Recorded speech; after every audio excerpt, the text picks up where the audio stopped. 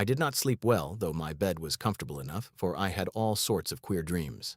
There was a dog howling all night under my window, which may have had something to do with it, or it may have been the paprika, for I had to drink up all the water in my carafe and was still thirsty. Towards morning, I slept and was wakened by the continuous knocking at my door, so I guess I must have been sleeping soundly then. I had for breakfast more paprika and a sort of porridge of maize flour which they said was mamaliga, and eggplant stuffed with forcemeat, a very excellent dish which they call implatata.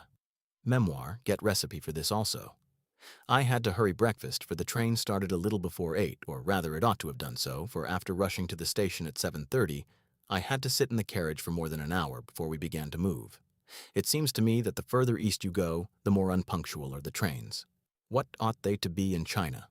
All day long we seemed to dawdle through a country which was full of beauty of every kind. Sometimes we saw little towns or castles on the top of steep hills such as we see in old missals.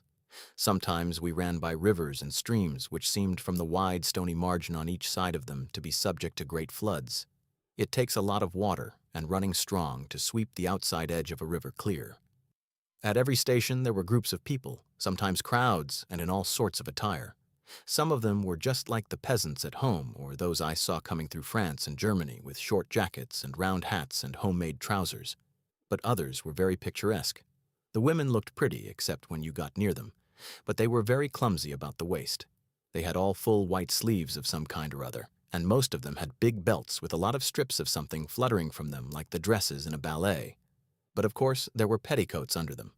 The strangest figures we saw were the Slovaks, who were more barbarian than the rest, with their big cowboy hats, great baggy dirty white trousers, white linen shirts, and enormous heavy leather belts, nearly a foot wide, all studded over with brass nails.